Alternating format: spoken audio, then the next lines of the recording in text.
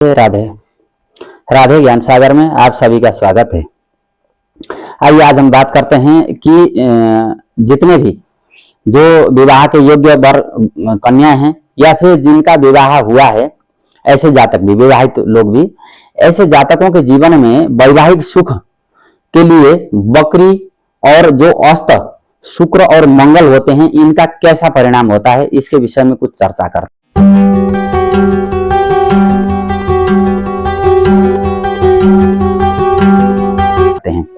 क्योंकि वैवाहिक जीवन के लिए शुक्र और मंगल का अच्छा होना बहुत जरूरी होता है। सुखी वैवाहिक जीवन के लिए दोनों ग्रह अच्छे होने चाहिए, शुभ फल देने वाले होने चाहिए, और इन दोनों ग्रहों की स्थिति ही तय करती है कि आपका दाम्पत्य जीवन कैसा रहेगा।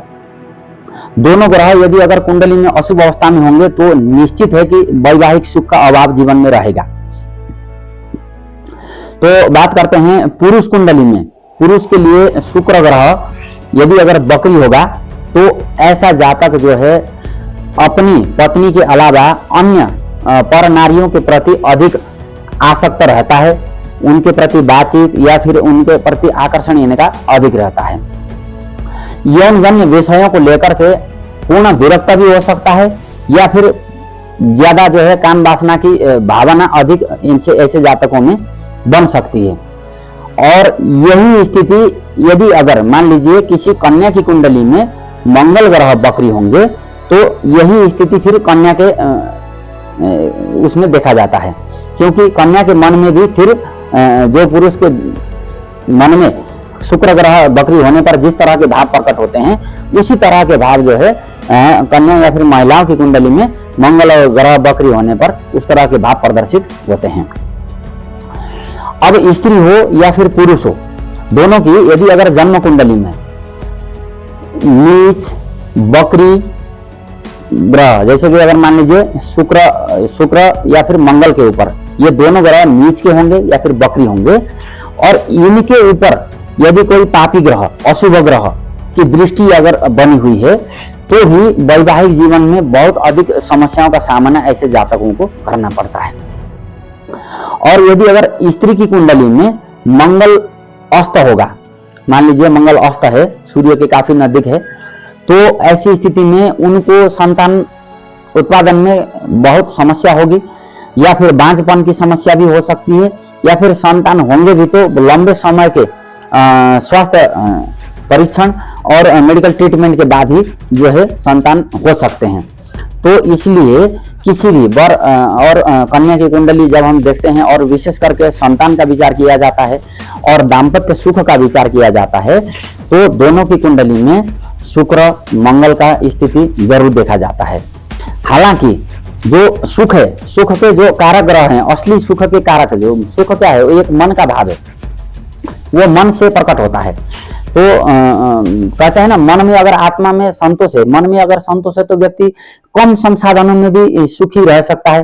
और अगर मन में किसी प्रकार का भय, असंतोष, त्रास या फिर किसी तरह का कोई ऐसा अंदेशा यदि अगर मन में लंबे समय से बन रहा है तो जीवन में जितना कुछ भी उनके पास रहेगा, इसके बावजूद भी उनके मन में जो है उस तरह का सुख के भाव नहीं देखने को मिलते।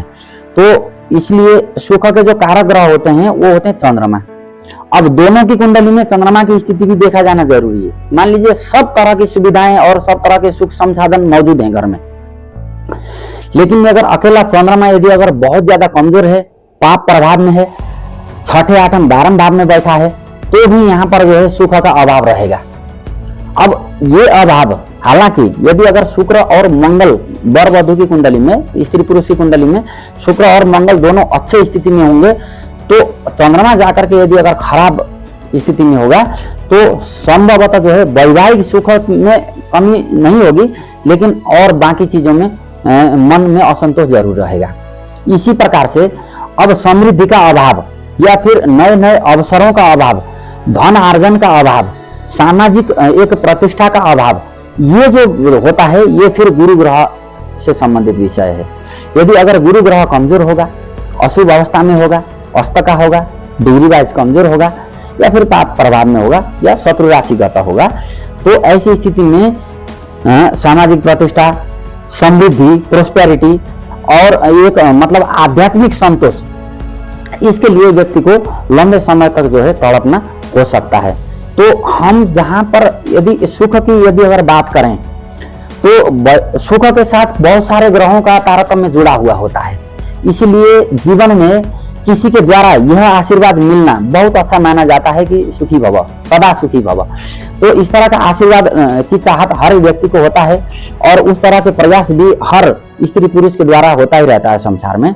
तो यदि अगर जीवन में सच्चा सुख चाहिए तो कुंडली देख लेना चाहिए, वहां पर चंद्रमा, गुरु है ना, अगर कमजोर हैं तो उनको बल दें ताकि बाहरी सुख उनको ठीक ठाक मिले। और यदि अगर शुक्र मंगल कमजोर हैं या अशुभ अवस्था में हैं तो उनसे संबंधित उपाय करके दाम्पत्य जीवन को सुखमय बनाया जा सकता है।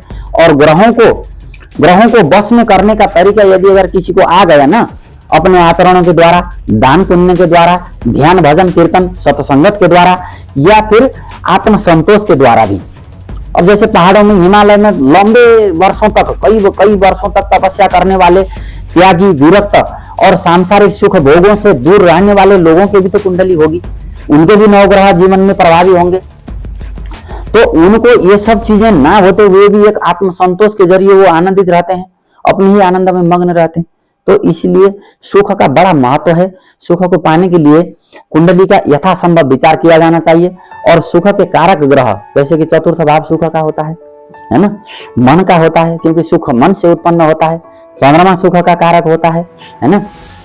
सूर्य जो है राज सम्मान, पिता के द्वारा मिलने वाला सुख है ना, या फिर नौकरी, वैभव है ना, आत्मसम्मान सूर्य के कारक हैं। तो इस तरह से ग्रहों के गुण, गति, स्वभाव और उनकी कुंडली में बनी हुई स्थिति के आधार पर जान करके जो ग्रह कमजोर हैं उनको बल देना चाहिए ताकि जीवन में जो है सुख की अनुभूति अच्छे तरीके से लिया जा सके। राधे राधे।